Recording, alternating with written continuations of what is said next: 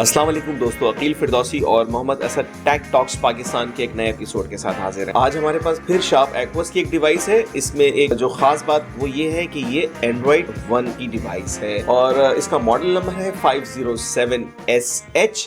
जैसा हमारा सिलसिला होता है, सबसे पहले हम स्पेसिफिकेशन के हवाले से बात करते हैं। रिलीज डेट जुलाई 2016 की है, सिंगल सिम है, नैनो और साथ में मेमोरी कार्ड की सपोर्ट है, 3G 4G LTE इनेबल्ड है। मैंने इसको जोंग के नेटवर्क पे 3G 4G LTE चेक किया है, बिल्कुल बेहतरीन है। और इसके अलावा 3G नेटवर्क जो है मैंने इसको यूफोन पे चेक किया है। उसके बाद हम बात करते हैं इसके डिस्प्ले की। डिस्प्ले IGZO टेक्नोलॉजी जो है, ये 5 इंच का डिस्प्ले है, ये 720। अगर हम बात करें PPI की तो वो 294 ऑलमोस्ट 300 PPI है। Gorilla glass 4। चिपसेट के हवाले से बात करते हैं। चिपसेट स्नैपड्रैगन 600 सीरीज के अंदर है, ये 617 और एड्रीनो का GPU है 405, 2GB रैम है, 16GB बिल्ट इन मेमोरी है इसके अंदर। अब हम बात करते हैं इसके कैमरों के हवाले से। मेन कैमरा जो है वो 13 मेगापिक्सल्स का है, साथ में फ्लैश भी है। वीडियो सपोर्ट जो है वो 1080p 30 फ्रेम पर सेकंड है और जो फ्रंट कैमरा है वो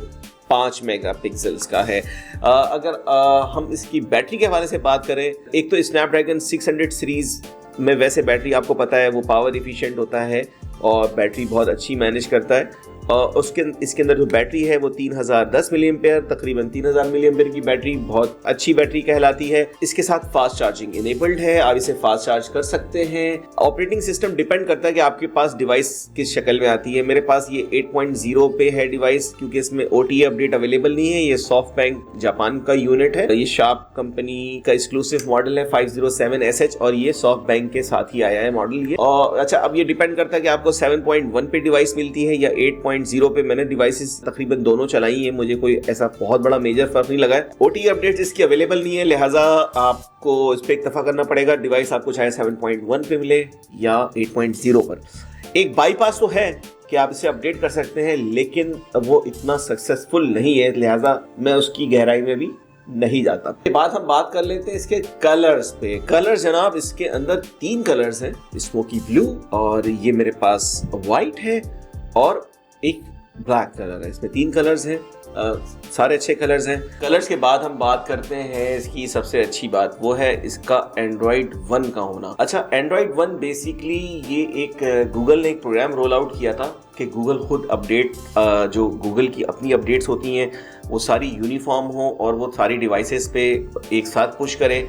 दर हकीकत देखा जाए तो ये खासा पुराना प्रोजेक्ट है। 2014 में गालिबन ये लॉन्च हुआ ये प्रोजेक्ट गूगल का। इसका मकसद ये नहीं था कि जो हाई एंड मैन्युफैक्चरर हैं वो इस तरफ आते, बल्कि एंड्रॉइड 1 जो डेवलपिंग कंट्रीज हैं ये उनके लिए खास तौर पे बनाया था, ताकि वो जो अपनी डिवाइसेस वो उनके अंदर वो एंड्रॉइड का फ्लेवर लोगों को सही मिल सके। क्योंकि जो छोटे मैन्युफैक्चरर थे उनके साथ हमेशा से प्रॉब्लम रहा है, वो एंड्रॉइड की स्किन्स बनाने में अच्छे कामयाब नहीं रहे। मिसाल के तौर पे जो लोकल मैन्युफैक्चरर है, जैसे हम पाकिस्तान में भी बात करते हैं तो क्यू मोबाइल हो गया और इंडिया के अंदर माइक्रोमैक्स, कार्बन, ये इस तरह की कंपनीज के लिए सिस्टम बनाया गया था, लेकिन ऐसा नहीं हुआ। बाद में देखा ये गया कि इसको तमाम बड़े मैन्युफैक्चरर जो है वो आहिस्ता आहिस्ता अपनाते जा रहे हैं। एंड्रॉइड 1 में एक तो आपको खासी जल्दी इसमें अपडेट्स मिल जाती हैं और ये कि परफॉर्मेंस मिड रेंज फोन के अंदर अगर हम बात करते हैं, आप कह सकते हैं कि काफी पॉपुलर है एंड्रॉइड 1 जो ये प्लेटफॉर्म है। ब्लॉटवेयर्स नहीं होते, plain simple Android just like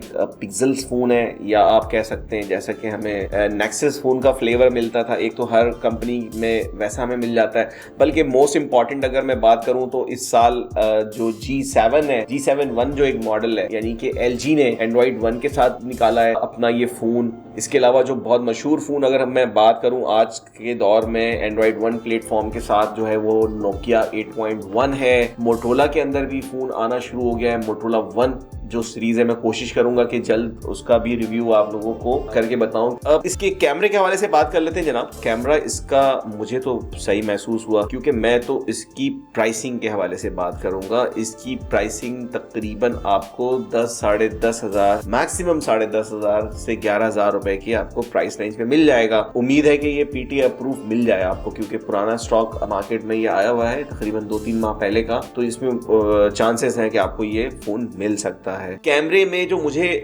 अगर मैं कहूँगा बुराई महसूस हुई है वो लो लाइट वाली बुराई है। गूगल कैमरा अपना जो बिल्ट इन उसका जो डिफॉल्ट ऐप होता है, ये एंड्रॉइड 1 के साथ तकरीबन सारे फोन के साथ तो यही आता है, इसके साथ भी वही है।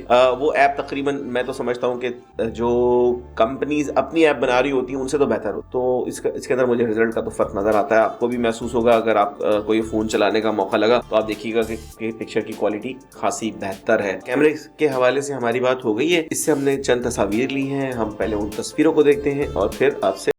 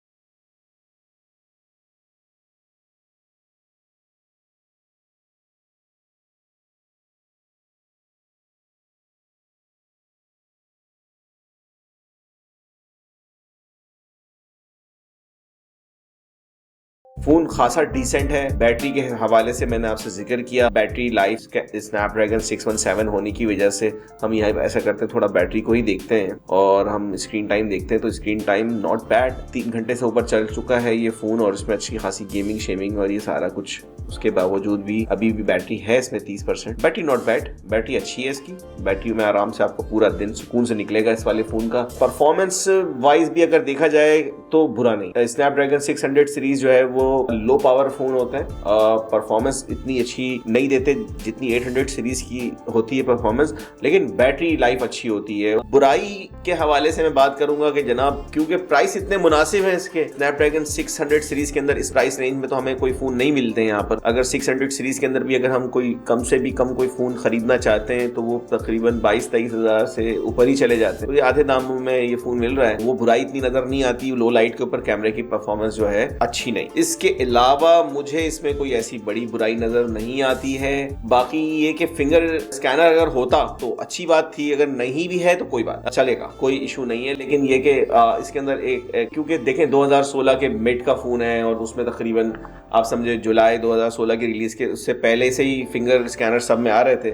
मेरे ख्याल से प्राइसिंग की वजह से सॉफ्टबैंक जो जापानीज कैरियर का फोन है उसने इसके अंदर फिंगर स्कैनर जो है वो स्किप किया। अच्छा, इस खास बात ये है कि जापान में जो एंड्रॉइड 1 प्रोग्राम के अंदर क्योंकि अब तो दूसरे भी नए मॉडल आ गए, 507SH जो है ये जापानीज पहला फोन है जो कि एंड्रॉइड 1 प्लेटफॉर्म के साथ रिलीज किया गया।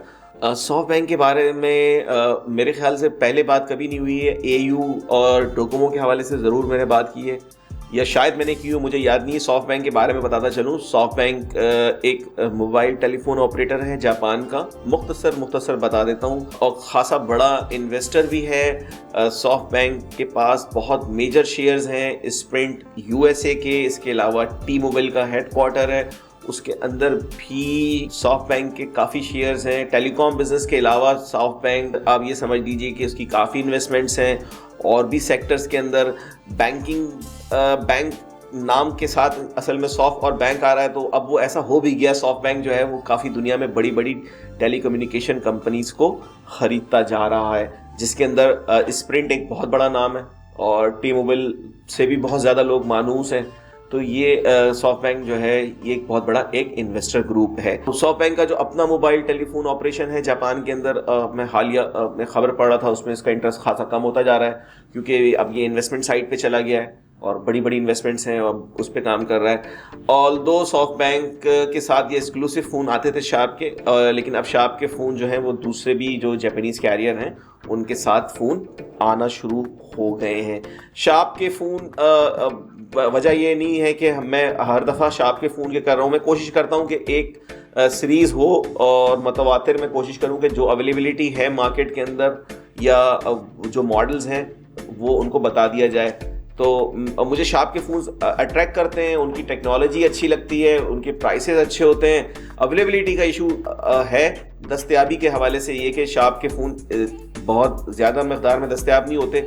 शार्प के पुराने मॉडल्स हैं कुछ मार्केट में जो बल्क में मिल जाते हैं, नए मॉडल जो हैं वो नहीं मिल पा रहे। उसकी वजह यही है कि कुछ इंपोर्ट की जो पाबंदियां हैं आजकल, ड्यूटी की वजह से, पाबंदी तो नहीं कहूँगा मैं, पाबंदी तो गवर्नमेंट ने ख़त्म कर दी है, वो ड्यूटीज़ जब से इम्प्लीमेंट हुई हैं तो उसके बाद मेरे ख्याल से अभी इंपोर्ट लोग नहीं कर पा रहे हैं क्योंकि प्राइस का बहुत ज़्यादा फ़र्क आ जाएगा इंपोर्ट होने के बाद। इसी के साथ आज का अपना हम एपिसोड यहीं पे ख़त्म करते हैं। उम्मीद करते हैं कि आपको हमारी ये वीडियो ज़रूर पसंद आई होगी, और अगर आपको हमारी ये वीडियो पसंद आई है तो इसको ज़रूर लाइक कीजिएगा, शेयर करना ना भूलिएगा, और सब्सक्राइब तो आपने करना है जनाब। आप लोगों से इल्तमास है कि हमारे पास, हम देखते हैं कि हमारे पास वॉच टाइम माशाल्लाह बहुत अच्छा है चैनल का, लेकिन सब्सक्रिप्शन की तो हमें ज़रूरत है ना भाई। आप हमें सब्सक्राइब कर देंगे तो हमें हमारी हौसला अफजाई हो जाएगी।